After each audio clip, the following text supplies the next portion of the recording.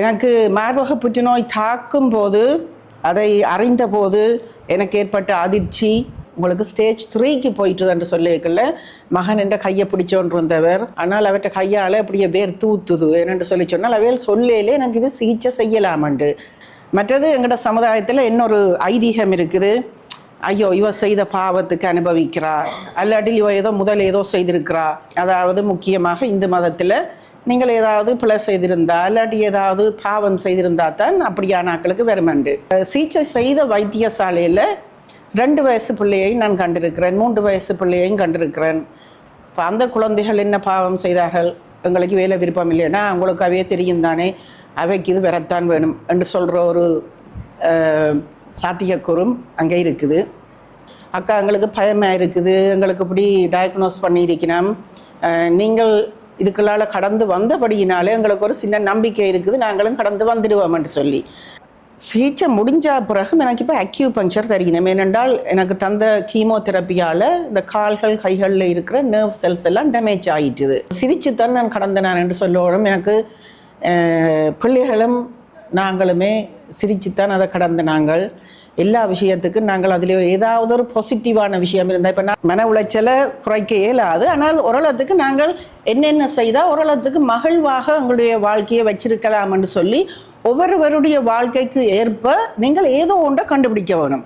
Hi, நான் இப்போ எங்கே நிற்கிறேன்டா KAS சத்தியமனை என்ற லைப்ரரிலாம் நிற்கிறேன். இங்கே என்னென்னா இலங்கையிலேருந்து புலம்பெயர்ந்து லண்டனுக்கு போய் அங்கே வசிக்கின்ற ஒரு பெண், அவளுடைய பெயர் வந்து கலா ஸ்ரீரஞ்சன். அவாவுக்கு வந்து புற்றுநோய் ஏற்பட்டு அந்த புற்றுநோயிலிருந்து வெற்றிகரமாக அவங்க மீண்டு வந்திருக்கிறாங்க. அவங்களோட அந்த புற்றுநோய்க்கு எதிராக போராடி வெற்றி பெற்ற அந்த அவங்களோட வாழ்க்கை அனுபவத்தை வந்து இந்த லைப்ரரியில் வந்து இன்றைக்கு அவங்க ஷேர் பண்ணுறாங்க. அவங்களோட அனுபவங்களை தான் இந்த வீடியோவில் நான் உள்ளடக்கி இருக்கிறேன். இந்த வீடியோவை முழுமையாக பாருங்கள். என்னுடைய யூடியூப் சேனலை சப்ஸ்கிரைப் பண்ணி சப்போர்ட் பண்ணுங்கள். வாங்க வீடியோக்குள்ளே போகலாம்.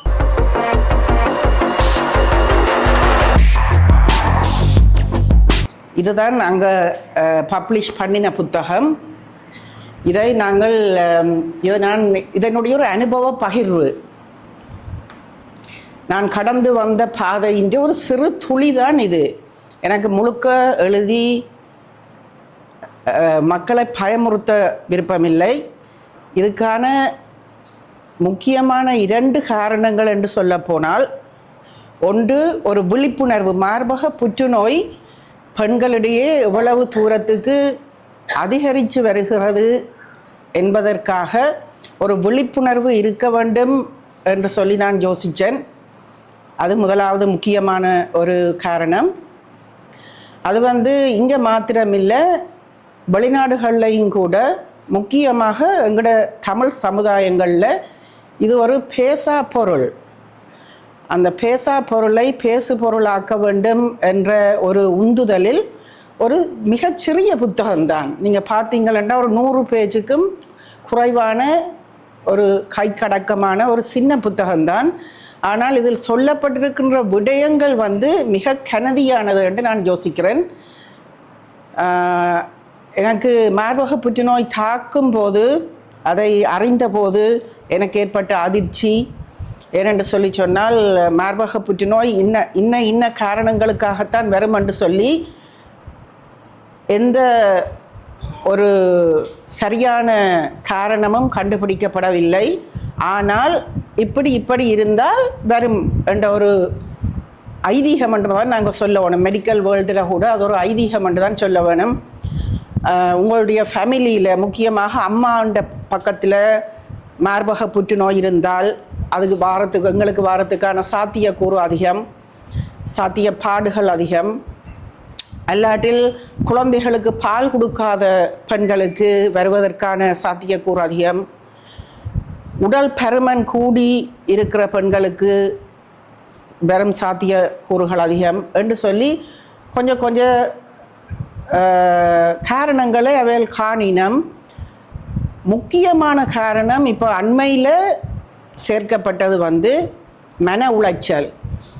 நாங்கள் பல வருடங்களுக்கு முன்னம் நாங்கள் இங்கே இருந்த கால பகுதியில் எங்களுக்கு அந்த ஸ்ட்ரெஸ் என்ற வேர்டு நான் ஒரு நாளும் பாவிக்கிறது இல்லை, எங்களுக்கு தெரியாது.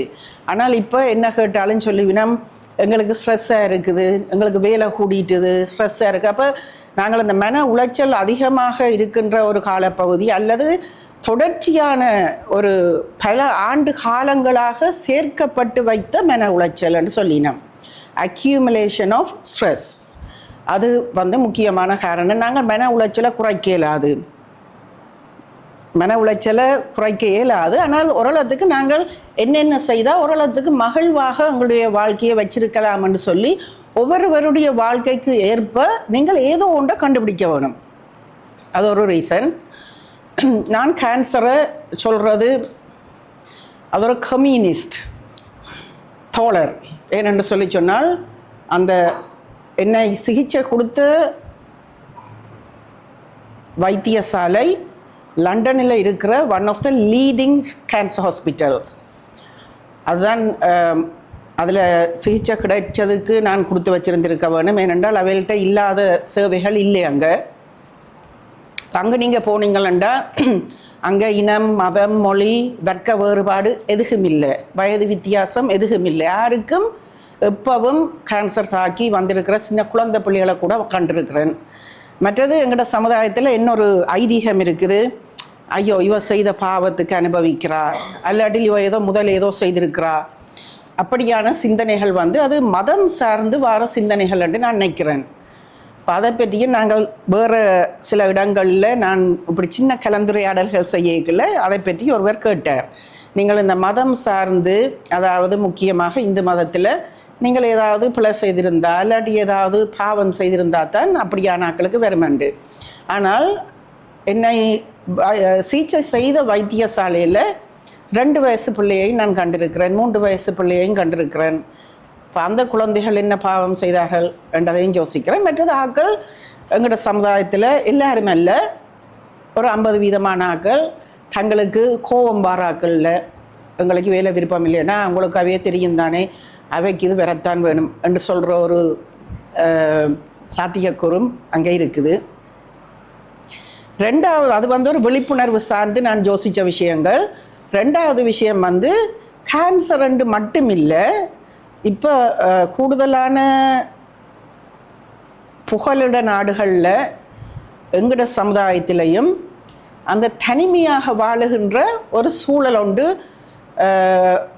ஓவர் த இயர்ஸ் காலப்பகுதியில் ஏற்பட்டுட்டுது என்று தான் நான் நம்புகிறேன். அது இங்கே மாத்திரமில்லை, அங்கேயும் தான். ஆணாகவும் இருக்கலாம், பெண்ணாகவும் இருக்கலாம். ஆனால் நீங்கள் இருக்கிற வீடுகளில் சில வேளை தனிமையில் இருக்க வேண்டி வரும். அது தற்செயலாகவோ அல்லது உங்களுடைய வாழ்க்கை சூழ்நிலையாலேயோ ஏற்படக்கூடும். அதாவது கணவன் இல்லாத மனைவிகள் அல்லது மனைவி இல்லாத கணவன்மார் அல்லது வயது போனாக்கள் அப்படி இருப்பினும் இப்போ அவைகளுக்கும் எனக்கு சொல்ல விருப்பம் என்னென்றால், நாங்கள் தனிச்சு போனோமே என்று சொல்லி அழுதோன்று இருக்காமல் வாழ்க்கையை சந்தோஷமாக கடந்து போகக்கூடிய ஒரு சூழலும் இருக்குது, நீங்கள் இருக்கலாம் என்றதையும் நான் இந்த நூலின் மூலம் குறிப்பிட விரும்பினேன். இதை வெளியீடு செய்த பிறகு என்னோட இப்போதைக்கு ஒரு 6 பெண்கள் தொடர்ந்து பயணிக்கினோம். அவைகளுக்கு ஓப்பன் பண்ணி எனக்கு சொல்லக்கூடியதாக இருந்தது. எனக்கு அவையில் தெரியாது, 2 பேரை மாத்திரம் தெரியும்.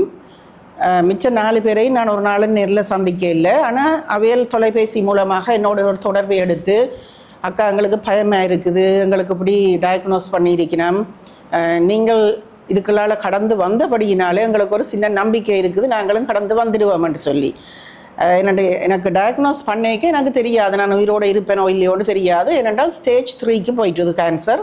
எனக்கு எந்த விதமான சிம்டம்ஸும் இருக்கே இல்லை. வளமையாக சொல்லுவினம் சுய பரிசோதனை செய்து கொள்ளுங்கோன்னு சொல்லி அங்கே வெளிநாடுகளில் அதுக்கான வாய்ப்புகள் இருக்குது. ஏன்னா உங்களை திருப்பி கூப்பிடுவினம் மெமோகிராமுக்கு வர சொல்லி ஸ்க்ரீனிங் சர்வீஸ் ஃப்ரீ. ஆனால் இங்கே அப்படியான ஒரு சூழல் இல்லை. ஆனால் நான் இங்கே இருக்கிற கேன்சர் சில சேரிட்டிகளோட தன்னார்வ தொண்டு நிறுவனங்களில் பணி செய்கின்ற சில ஒன்கோலஜிஸ்ட் அந்த கேன்சர் டாக்டர்ஸோட கதைக்கக்கூடிய சந்தர்ப்பம் கிடைச்சது.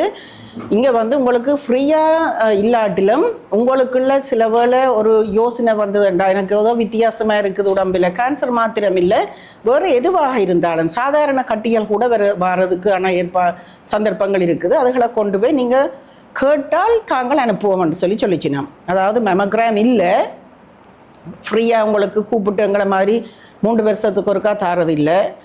ஆனால் உங்களுக்கு ஏதாவது கட்டிகள் இருக்கிற மாதிரி தோன்றினால் நீங்கள் தங்கள்கிட்ட வந்து சொன்னால் தாங்கள் அந்த மெமோகிராமுக்கு உங்களை அனுப்புவோம்னு சொல்லிச்சினோம். அது இங்கே இலங்கையில் உள்ள ஒரு சூழல்தான்.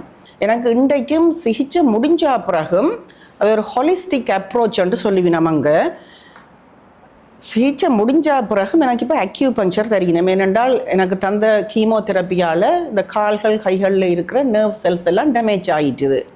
நான் கடந்த வருடம் வரும்போதும் அப்படித்தான் வந்தேன் நான். ஆனால் இப்போ வந்தது கூடிட்டுது. அதுக்காக அக்யூபங்க்சர் தருகினோம். அதை விட பெயின் கிளினிக் ஒன்று இருக்குது. மற்றது மனநிலை சம்பந்தமாக எனக்கு கவுன்சிலிங்கும் தருகினோம்.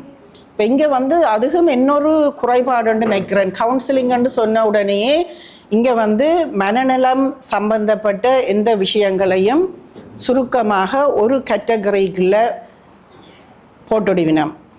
இவைகளுக்கு மனநிலை சரியில்லை என்றால் அதுக்கு வேறு ஒரு பெயர் இருக்குது, பைத்தியம் சொல்லி வச்சிருவினோம். இங்கேயும் வந்து அந்த இப்போ கொஞ்சம் வேறு இடங்களில் கவுன்சிலிங் இருக்குன்னு கேள்விப்பட்டேன். அங்கே வந்து எங்களுக்கு குழந்தைகளுக்கு கூட கவுன்சிலிங் இருக்குது, அம்மாமாருக்கு கவுன்சிலிங் இருக்குது. ஏன்னா குழந்தைகள் பிறந்த பிறகு முக்கியமாக பெண்களுக்கு ஹோமோன் சேஞ்சஸால் குழந்தைகள் பிறந்த பிறகு குழந்தைகள் பிறக்கிறதுக்கு முதல் என்று சொல்லி எங்களோட எல்லா வயது காலப்பகுதியிலையும் எங்களுக்கு ஏதோ ஒரு கவலையிலால் ஹோமோன் சேஞ்சஸ் உடம்பில் இருக்கிறது. அதோட தொடர்புடையதாக எங்களோட மனநலமும் சம்மந்தப்பட்டிருக்குது. ஆனபடினாலே அங்கே கவுன்சிலிங் இருக்குது. எங்களுக்கு இது கேன்சர் ட்ரீட்மெண்ட் முடிஞ்ச கையோடு எனக்கு கீமோதெரப்பி தந்தவர், ரேடியோ தெரப்பி தந்தவர். அந்த கட்டி வந்து எனக்கு மானிட்டர் பண்ணி சின்னதாக வந்த பிறகு அதை எடுத்து விடுவினோம். அது லம்பெக்டமி. ஆனால் பல வருடங்களுக்கு முன்பு இங்கேயும் தான் ஈவன் அங்கேயும் தான் ஒரு மார்பகத்தை அகற்றுறது மட்டும்தான் ஒரே ஒரு வழியாக இருந்தது. இப்போ வந்து மருத்துவத்துறையில் நிறைய மாற்றங்கள் ஒவ்வொரு மாதமுமே வந்து கொண்டிருக்குது. 2 வருடத்துக்கு முதல் என்னையே போல இந்த பாதையில் போன அந்த பெண்ணுக்கான சிகிச்சை இப்போ இல்லை. ஏனெண்டா எனக்கு வரைக்கும் இன்னும் அட்வான்ஸ்டாக வந்துட்டுது. அப்போ இங்கே மாத்திரம் இல்லை, அங்கே புகழ்ற நாடுகளில் இருக்கிற அது ஒரு கவலைக்குரிய விஷயம்தான். எங்களுடைய ஆக்கள் அதே மாதிரி தான் இருக்கணும். எல்லாரும் இல்லை, 50% மேலேமான ஆக்கள் இங்கே என்ன மாதிரி இருந்தினமோ அதே மாதிரி ஒரு சின்ன வட்டத்துக்குள்ள சமைக்கிறது, கத்திரிக்காய் குழம்பு வைக்கிறது, பப்படம் பொரிக்கிறது, அது பரவாயில்லை, அதெல்லாம் செய்யலாம். ஆனால் நீங்கள் நாட்டையும் உங்களை சுற்றி இருக்கிற ஆக்களையும் கொஞ்சம் புரிஞ்சு கொண்டு என்ன நடக்குது உலகத்தில் என்றதை கொஞ்சம் அதுக்கேற்ற மாதிரி நடக்கிற தன்மைகள் அங்கே குறைவு. என்று அவைகளுக்கு எல்லாம் வருது, சாப்பாடு இருக்குது, வீடு இருக்குது, பொருளாதார வசதி வந்து அங்கே உங்களுக்கு அதுதான் ஒரு பெரிய வித்தியாசம் நினைக்கிறேன் நான். இப்போ இங்கே வந்து ஒரு தனிப்பெண் 2 பிள்ளைகளோடையோ 3 பிள்ளைகளோட இருக்கைக்குள்ள வேலை இல்லாட்டில் கவர்மெண்ட் சப்போர்ட் இங்கே இல்லை. எங்களுக்கு வந்து அங்கே கவர்மெண்ட் சப்போர்ட் இருக்குது. அது ஒரு பெரிய வித்தியாசம். அதுக்கு மேலே சில பேர் சிந்திக்கிறேன் இல்லையா, எல்லாம் இருக்குத்தானேன்ட்டு அதுக்குள்ளேயே அந்த சின்ன வட்டத்துக்குள்ளே இருந்தினமெண்டா அவங்களுக்கு அதுக்கு அங்காள வைக்க பார்க்க விருப்பமும் இல்லை. அது அந்த எங்களுக்கு நாங்களேன் மொழியை படிக்க வேணும், நாங்களேன் இவியலோட கதைக்க வேணும், எங்களோட தமிழ் தான் மூத்த குடி, 1000 வருஷம் எத்தனையோ வருஷத்துக்கு முதல் வந்தது என்று சொல்லி எங்களோட பழம்பெருமைகளை பேசிக்கொண்டு நாங்கள் சந்தோஷப்படுறோம். தமிழ் நல்ல மொழி தான், எங்களுக்கு தமிழில் நிறைய விருப்பங்கள் இருக்குது, நாங்கள் தமிழர்களாக இருக்கிறதுல பெருமைப்படுறோம். ஆனால் அதற்கு மிஞ்சியும் வேறு ஆக்களை பற்றியும் நாங்கள் புரிந்து கொள்ள வேணும். இப்போ சில விஷயங்கள் வந்து ஆக்களுக்கு தெரியாது, என்ன கதைக்க வேணுமென்றதும் தெரியாது. அதுவும் இன்னொரு பிரச்சனை. அது நான் நினைக்கிறேன் அது ஒரு அடிப்படை பிரச்சனை என்று தான் நான் நினைக்கிறேன். என்னென்று சொல்லி சொன்னால், நான் சின்ன வயதில் இருக்கேங்களே எங்களுடைய அப்பா எங்கேயாவது ஒரு விழாவுக்கு போனால் தூரத்தில் இருந்து பார்த்தோன்றிருப்பேன். நான் இப்படி கதைச்சா இப்படி சொல்லுவார் கதைக்க வேணாமண்டு. ஏனெண்டா பெண்களும் குழந்தைகளும் கேள்விகள் கேட்பதும் பேசுவதும் மறுக்கப்பட்ட ஒரு சமுதாயத்தில் இருந்தால் நாங்கள் அப்போ எல்லாருக்கும் கதைக்க வராது. அப்போ அங்கே இருக்கிற ஆக்களும் இங்கே இருந்து போன ஆக்கள் தமிழ் பெண்களுக்கு என்ன கதைக்கிறதுன்னு தெரியாது. என்ன கண்ட உடனே கேட்பினம். சில பேர் என் ஃப்ரெண்டோரால் கேட்டது, உங்களுக்கு வந்து எத்தனை நாள் நீங்கள் இருப்பீங்கள்னு சொல்லி இருக்கணும்னு சொல்லி அதை வந்து நேராக தான் கேட்பினோம். அட்லீஸ்ட் வேறு யார்கிட்டையும் கேட்கலாம், என்ன இவ இன்னும் எவ்வளோ காலம் இருப்பாண்டு. அப்படி இல்லாமல் சொல்லிட்டு நம்ம உங்களுக்கு எவ்வளோ காலம் இருப்பீங்களண்டு. ஆனால் துரதிருஷ்டவசமாக அந்த பிள்ளை இறந்துட்டா. இப்போ ஒரு மாதத்துக்கு முதல் நீங்கள் கேள்விப்பட்டீங்களோ தெரியாது. நல்ல ஒரு பேர் தமணிகை, நிறைய தமிழில் எழுதவும் பேசவும் வாசிக்கவும் தெரிஞ்ச தமிழ் சமுதாயத்தில் நிறைய கடமைப்பாடுகள் அவருக்கு இருந்தது. நிறைய செய்து வந்த ஒரு பெண் தான். சின்ன பிள்ளை சின்ன பிள்ளைன்னு நான் சொல்கிறது ஒரு 5 வயது குழந்தைக்கு அம்மா அப்போ அவருக்கு வந்த கேன்சர் வந்து வேறு கேன்சர். ஆனால் கொஞ்சம் கண்டுபிடிக்கிறதுக்கும் கொஞ்சம் பிந்தி இருக்கணும் மட்டும் தான் நான் நினைக்கிறேன். ஆனால் ஓரளத்துக்கு கஷ்டப்பட்டு கொண்டு இருக்கும்போதே அவைய நேரவே போய் கேட்டிருக்கணும், உங்களுக்கு நாள் தந்துட்டினமோ இத்தனை நாளில் நீங்கள் இறப்பீங்களேன்னு சொல்லிண்டு. இப்போ அவள் அதை சொல்லி கவலைப்பட்டிருக்கிறா. தன்னை வேறு எதுவும் கேட்டிருக்கலாம் என்று சொல்லி அவள் கவலைப்பட்டிருக்கிறா. இப்போ அது எல்லாத்தையும் நான் யோசிக்கிறேன். சிலவோட மொழி பற்றாக்குறையாலே அப்படி கேட்குறவையோ தெரியாதுண்டு, என்ன கதைக்கிறேன்னு தெரியாமல். அப்போ என்ன கேட்டவையாக்கள் இப்போ உங்களுக்கு கேன்சர்னா நாங்கள் என்னத்தை கதைக்கிறது. சில பேர் எனக்கு சரியான க்ளோஸ் ஃப்ரெண்ட்ஸ் வந்து என்னோட இனியில்லையண்டு நட்பில் தோழமையில் இருந்தாக்கள் என்னை விட்டுட்டு போயிட்டினோம், ஒன்றுமே கதைக்காமலே விட்டுட்டு போயிட்டினோம். ஏனென்றால் அவையில் பிள்ளை இல்லை. ஏனென்றால் ஒரு வகையில் நான் யோசிச்சு பார்த்தேன், அவைக்கு என்ன சொல்லுறது, எனக்கு ஃபோன் எடுத்தால் என்ன கேட்குறது, என்னத்தை கேட்குறது, உங்களுக்கு கேன்சர் மாறிட்டுதா இப்போ இருக்குதா, மற்றது ஏன் நீங்கள் கீமோதெரப்பி எடுத்த நாங்கள் எடுக்காமல் இருக்கிறோம்னு சொல்கிறாக்கள் எல்லாம் இருக்கணும். அவைக்கு சிலவில் ஸ்டேஜ் 1ல் வந்திருக்கலாம். அதுக்கு உங்களுக்கு ஒரு ஆப்ஷன் இருக்குது, நீங்கள் ரேடியோ தெரப்பி எடுத்துட்டு சரி போனால் போது கொஞ்சம் நாளைக்கு இருந்து பார்ப்போம் இருக்கிறாக்கள் இருக்கணும். ஆனால் அது வந்து ஒரு மருத்துவத்துறை சார்ந்த நிபுணத்துவம். நாங்கள் அதுக்குள்ளே தலை போட்டு சில விஷயங்களில் போயிடலாம். என்னது தடிமன் காய்ச்சல் இல்லை. இப்போ நீங்கள் அவைண்ட வைத்தியர்கள்ட ஒரு காலத்துக்கு அவர்களுடைய நிபுணத்துவத்துக்கு அதை கேட்டு அதை பின்பற்றுவது தான் நல்ல மட்டும் நினைக்கிறேன். எனக்கு ஒரு கவிஞர் சொன்னார், கலா எங்களுடைய ஆக்கள் வந்து இன்னும் எங்களோட தமிழ் சினிமாக்களை தாண்டி வர இல்லை. வாழ்வே மாயம், நினைத்தாலே இனிக்கும், அதெல்லாம் எத்தனையோ வருஷத்துக்கு முதல் வந்த படம்.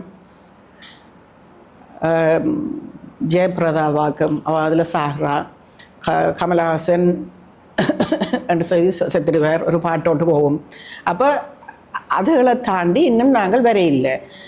அப்போ அந்த ஒரு பிரச்சனையும் அங்கே இருக்குது. அப்போ உங்களோட மனதைரியம்தான் உங்களை இதுக்களால் மீட்டு வர ஒரு பெரிய சிகிச்சை என்று நான் நினைக்கிறேன். ஏனென்றால் வைத்தியர்களால் உங்களுக்கு சிகிச்சை தரையிலும், ஆனால் நீங்கள் தானே அதை தாண்டி வர வேணும். இப்போ எந்த நாளும் எழும்பி அலறாக்களும் இருக்கணும்.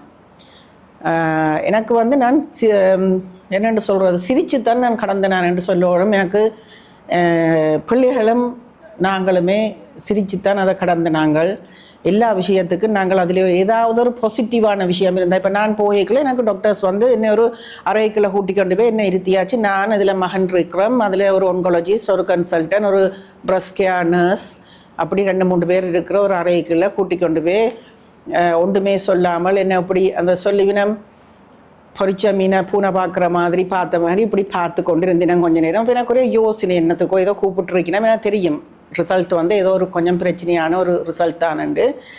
ஆனால் அவைகள் வந்து சரி உங்களுக்கு ஸ்டேஜ் 3க்கு போயிட்டுதுன்னு சொல்லிக்கல. மகன் என்ற கையை பிடிச்சோன்று வந்தவர், இப்போ எந்த மகன்ன்றதுக்காக நான் சொல்லல, அவர் சரியான ஒரு தைரியமான ஒரு ஆள், யார் அழுதாலும் யார் கவலையாக இருந்தாலும் பிடிக்காத ஒரு ஆள். ஆனால் அவற்றை கையால் அப்படியே வேர் தூத்துது என்னென்று சொல்லி சொன்னால் அவையில் சொல்லலே எனக்கு இது சிகிச்சை செய்யலாமண்டு, ட்ரீட்டபிளாக இல்லையான்னு கூட எனக்கு தெரியாது. ஆனால் ட்ரீட்டபிள் என்றவ சொன்ன பிறகு நான் அந்த ஒரு வார்த்தையை நானும் அவரும் பிடிச்சு கொண்டோம். நாங்கள் உடனே சிரித்து ஓகே சரி நாங்கள் என்னப்போ அந்த வைத்தியர்கள் நினச்சது என்னென்னா அதுன்ற தாக்கம் எனக்கு விளங்கு இல்லையண்டு, தாங்கள் என்ன சொல்கிறோம்ன்ட்டு விளங்கு இல்லை. ஏனென்றால் அது ஸ்டேஜ் 3க்கு போட்டுது, கொஞ்சம் பாரதூரமான ஒரு விஷயந்தான், நாங்கள் ட்ரை பண்ணி பார்ப்போம்ன்ட்டு தான் நான் சொன்னது. நாங்கள் ஓரளத்துக்கு ட்ரை பண்ணி பார்ப்போம். இப்போ நான் வெளியில் வந்த பிறகு நான் மகனுக்கு சொன்னது ஓகே அவள் ட்ரை பண்ணி பார்ப்போம்னு சொல்லினோம்.